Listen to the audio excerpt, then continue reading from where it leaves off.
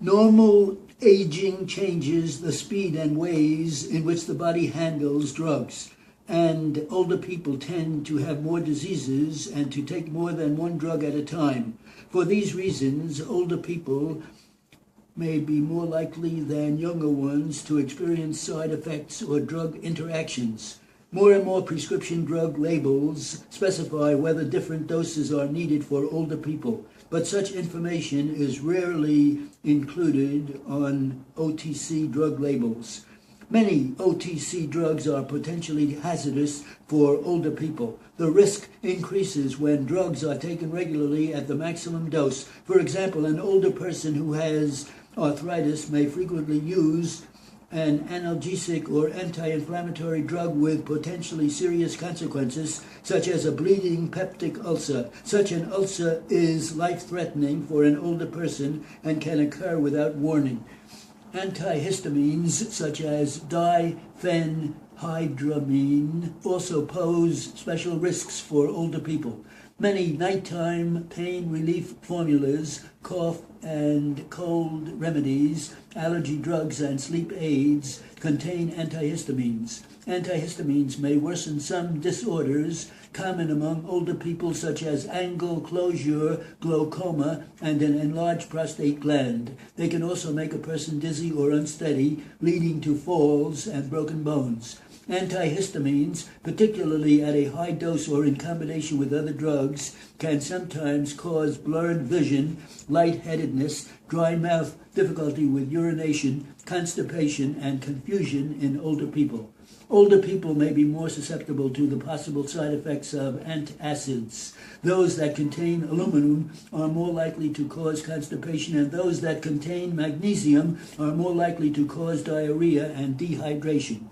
During visits to the doctor, older people should mention all OTC producers they are taking, including vitamins, minerals, and medicinal herbs. This information helps the doctor evaluate the entire drug regimen and determine whether or not an OTC drug may be responsible for certain symptoms. Drugs can move from a pregnant woman to her fetus primarily through the placental, and drugs can be transmitted through breast milk to the baby. Such drugs can affect or harm the fetus or baby. During pregnancy, avoiding all drugs, including aspirin and non-prenatal vitamins, is best. Women who are breastfeeding can take most OTC drugs without harming the baby. However, women who are pregnant or breastfeeding should consult a health care practitioner before taking any drug, even an OTC drug or medicinal herb. OTC drug labels should be checked because they contain warnings against use during pregnancy and breastfeeding if applicable. Certain types of drugs are particularly problematic.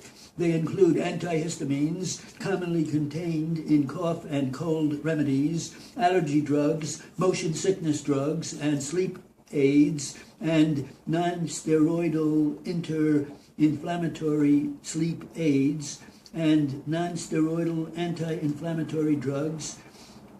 The NSAIDs should not be used during the last 3 months of pregnancy unless specified by a doctor, because they may cause problems in the fetus or complications during delivery. A number of chronic disorders can become worse if an OTC drug is taken inappropriately. Because OTC drugs are intended primarily for occasional use by people who are essentially healthy, people who have a chronic or serious disorder or who plan to take an OTC drug disorder every day should consult a health care practitioner before they purchase OTC products. In such cases, drug use is beyond the normal boundaries of self-care and requires the advice of an expert. Many people neglect to mention their use of OTC drugs to their doctor or pharmacist. Drugs taken intermittently, such as those for colds, constipation, or an occasional headache, are mentioned even less often. Healthcare practitioners may not think of asking about use of OTC drugs or medicinal herbs when they are prescribing or dispensing a prescription. Yet, many OTC drugs and medicinal herbs can interact adversely with a wide range of drugs.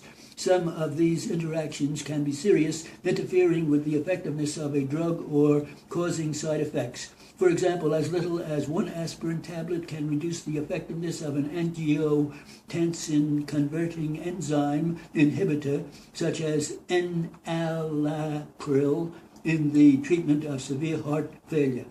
Taking aspirin with the anticoagulant warfarin can increase the risk of abnormal bleeding. An antacid containing aluminum or magnesium can reduce the absorption of digoxin taken for heart disease. Taking a multiple vitamin and mineral supplement can interfere with the action of some prescription drugs. For example, the antibiotic tetracycline may be ineffective if swallowed with milk or other products containing calcium, magnesium, or iron. 140. Too fast. Too fast? Yeah, I did terrible. Okay.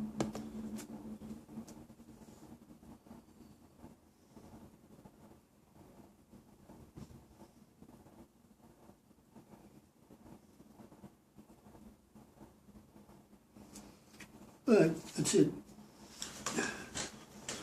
I'll leave you.